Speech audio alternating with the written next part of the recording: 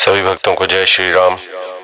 तो आइए रामचरितमानस का सुबह का पाठ आरंभ करते हैं और इस धर्म की राह पर एक बार फिर से एक साथ चलते हैं। बोलिए जय श्री राम। दोहा। सुनि शिव बचन हर्षि गुर एव मस्तु इति भाषी, मोहि प्रबोधि गयौ गृह शंभु चरण उर राखी। आकाशवाणी के द्वारा शिव जी के वचन सुनकर गुरु जी हर्षित होकर ऐसा ही हो यह कहकर मुझे बहुत समझाकर और शिव जी के चरणों को हृदय में रखकर अपने घर गए। प्रेरित काल बिंधि गिरी जाई भयउ मैं ब्याल, पुनि प्रयास बिनु सो तनु तजेऊ गए कछु काल। काल की प्रेरणा से मैं विंध्याचल में जाकर सर्प हुआ। फिर कुछ काल बीतने पर बिना ही परिश्रम अर्थात कष्ट के मैंने वह शरीर त्याग दिया। जोई तनु धरऊं तजऊं पुनि अनायास हरिजान, जिमिनु तन पट परिहरई नर परिहरई पुराण। हे हरि वाहन, मैं जो भी शरीर धारण करता उसे बिना ही परिश्रम वैसे ही सुख पूर्वक त्याग देता था जैसे मनुष्य अपना पुराना वस्त्र त्याग देता है और नया पहन लेता है। शिव राखी श्रुति नीति अरु, मैं नहीं पावा कलेश, यही विधि धरेऊ विविधि तनु ज्ञान न गयो खगेश। शिव जी ने वेद की मर्यादा की रक्षा की और मैंने कलेश भी नहीं पाया। इस प्रकार हे पक्षीराज, मैंने बहुत से शरीर धारण किए पर मेरा ज्ञान नहीं गया। त्रिजग देव नर जोई तनु धरूं, तह तह राम भजन अनुसरूं। एक सूल मोहि बिसरन काऊ, गुर कर कोमल सील सुभाऊ। तिर्यक योनि अर्थात पशु पक्षी देवता या मनुष्य का जो भी शरीर धारण करता वहां वहां उस शरीर में मैं श्री राम जी का भजन जारी रखता। इस प्रकार मैं सुखी हो गया। परंतु एक शूल मुझे बना रहा। गुरु जी का कोमल सुशील स्वभाव मुझे कभी नहीं भूलता। अर्थात मैंने ऐसे कोमल स्वभाव दयालु गुरु का अपमान किया, यह दुख मुझे सदा बना रहा। चरम देह द्विज कै मैं पाई, सुर दुर्लभ पुराण श्रुति गाई। खेलऊं तहु बालक न मीला, करऊं सकल रघुनायक लीला। मैंने अंतिम शरीर ब्राह्मण का पाया जिसे पुराण और वेद देवताओं को भी दुर्लभ बताते हैं। मैं वहां ब्राह्मण शरीर में भी बालकों में मिलकर खेलता तो श्री रघुनाथ जी की ही सब लीलाएं किया करता। प्रौढ़ भय मोहि पिता पढ़ावा, समझऊं सुनऊं गुनऊं नहीं भावा। मनते सकल बासना भागी, केवल राम चरण लय लागी। सयाना होने पर पिताजी मुझे पढ़ाने लगे। मैं समझता सुनता और विचारता पर मुझे पढ़ना अच्छा नहीं लगता था। मेरे मन से सारी वासनाएं भाग गईं, केवल श्री राम जी के चरणों में लव लग गई। कहु खगेश अस कवन अभागी, खरी सेव सुरधेनु त्यागी। प्रेम मगन मोहि कछु न सोहाई, हारेउ पिता पढ़ाई पढ़ाई। हे गरुड़ जी, कहिए ऐसा कौन अभागा होगा जो कामधेनु को छोड़कर गद्दी की सेवा करेगा। प्रेम में मगन रहने के कारण मुझे कुछ भी नहीं सुहाता। पिताजी पढ़ा पढ़ा कर हार गए। भय काल बस जब पितु माता, मैं बन गयूं भजन जंत्राता। जहाँ जहाँ विपिन मुनीश्वर पावऊं, आश्रम जाई जाई सिरुनावो। जब पिता माता कालवश हो गए अर्थात मर गए, तब मैं भक्तों की रक्षा करने वाले श्री राम जी का भजन करने के लिए वन में चला गया। वन में जहां जहां मुनीश्वरों के आश्रम पाता वहां वहां जाकर उन्हें सिर नवाता।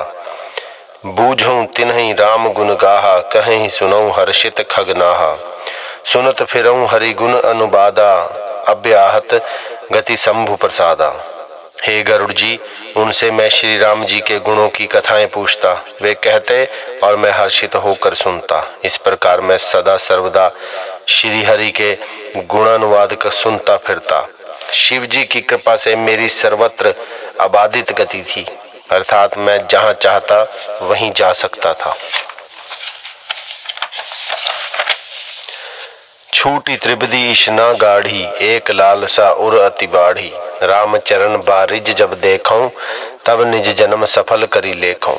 मेरी तीनों प्रकार की अर्थात पुत्र की, धन की और मान की गहरी प्रबल वासनाएं छूट गईं और हृदय में एक यही लालसा अत्यंत बढ़ गई कि जब श्री राम जी के चरण कमलों के दर्शन करूं तब अपना जन्म सफल हुआ समझूं।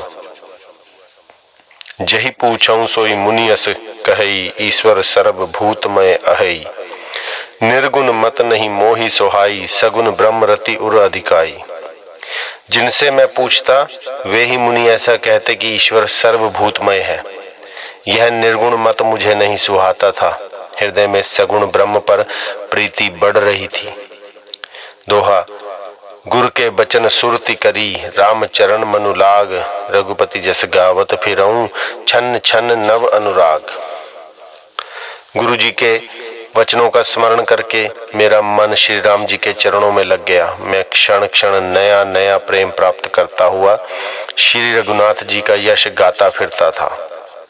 मेरु शिखर बट छाया, मुनि लोमस आसीन। देखी चरण सिर नायऊं, बचन कहूं अति दीन। सुमेरु पर्वत के शिखर पर बड़ की छाया में लोमेश मुनि बैठे थे। उन्हें देखकर मैंने उनके चरणों में सिर नवाया और अत्यंत दीन वचन कहे। सुनि मम बचन बिनती मृदु, मुनि कृपाल खगराज। मोहि सादर पूछत भय, द्विज आयहु केहि काज। हे पक्षीराज, मेरे अत्यंत नम्र और कोमल वचन सुनकर कृपालु मुनि मुझसे आदर के साथ पूछने लगे, हे ब्राह्मण, आप किस कार्य से आए हैं? तब मैं कहा, कृपा निधि तुम सर्वज्ञ सुजान, सगुन ब्रह्म अवराधन मोहि कहहु भगवान। तब मैंने कहा, हे कृपा निधि, आप सर्वज्ञ हैं और सुजान हैं। हे भगवान, मुझे सगुण ब्रह्म की आराधना की प्रक्रिया कहिए। तब मुनीस रघुपति गुण गाथा, कहे कछुक सादर खगनाथा। ब्रह्म ज्ञान रत मुनि विज्ञानी, मोहि परम अधिकारी जानी। तब हे पक्षीराज, मुनीश्वर ने श्री रघुनाथ जी के गुणों की कुछ कथाएं आदर सहित कही। फिर वे ब्रह्म ज्ञान परायण विज्ञानवान मुझे परम अधिकारी जानकर लागे करण ब्रह्म उपदेशा। अज अद्वैत अगुण हृदयसा, अकल अनीह अनाम अरूपा। अनुभव गम्य अखंड अनूपा। ब्रह्म का उपदेश करने लगे कि वह जन्मा है, अद्वैत है, निर्गुण है और हृदय का स्वामी अर्थात अंतर्यामी है। उसे कोई बुद्धि के द्वारा माप नहीं सकता। वह इच्छा रहित, नाम रहित, रूप रहित, अनुभव से जानने योग्य, अखंड और उपमा रहित है। मन गोतीत अमल अविनाशी, निर्विकार निर्वधिक सुख राशि। सो तह तो ही नहीं भेदा, बारी बीच इव गावहीं बेदा। वह मन और इंद्रियों से परे, निर्मल, विनाश रहित, निर्विकार, सीमा रहित और सुख की राशि है। वेद ऐसा गाते हैं कि वही तू है अर्थात तत्वमसि।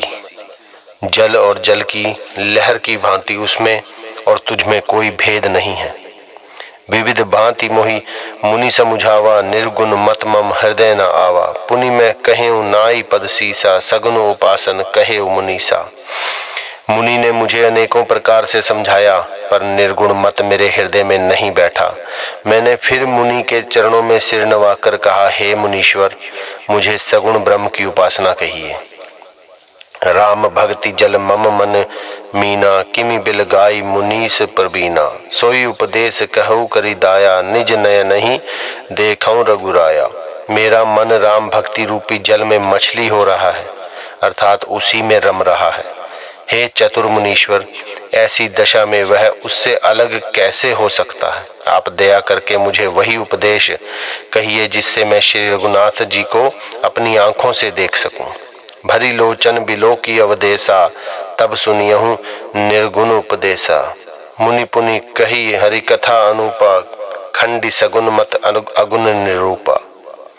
पहले नेत्र भरकर श्री अयोध्यानाथ को देखकर तब निर्गुण का उपदेश सुनूंगा। मुनि ने फिर अनुपम हरि कथा कहकर सगुण मत का खंडन करके निर्गुण का निरूपण किया। तब मैं निर्गुण मत कर दूरी, सगुन निरपऊं करी हठ भूरी। उत्तर परि उत्तर मैं कीन्हा, मुनि तन भय क्रोध के चीन्हा। तब मैं निर्गुण मत को हटाकर अर्थात काटकर बहुत हठ करके सगुण का निरूपण करने लगा। मैंने उत्तर प्रत्युत्तर किया, इससे मुनि के शरीर में क्रोध के चिन्ह उत्पन्न हो गए। सुनु प्रभु बहुत अवज्ञा किए, उपज क्रोध ज्ञा नहीं कहिए। अति संघर्षण जो कर कोई, अनल प्रगट चंदन तय होई। हे प्रभु सुनिए, बहुत अपमान करने पर भी ज्ञानी के हृदय में क्रोध उत्पन्न हो जाता है। यदि कोई चंदन की लकड़ी को बहुत अधिक रगड़े तो उससे भी अग्नि प्रकट हो जाएगी। बोलिए जय श्री राम। तो आज सुबह के पाठ को हम यहीं पर आराम देंगे और संध्या को फिर आप लोगों से मुलाकात होगी। तब तक के लिए अपना बहुत ध्यान रखिए, राम नाम जपते रहिए और इस धर्म की राह पर स्वयं भी चलिए, औरों को भी अपने साथ लेकर चलिए। बोलिए जय श्री राम।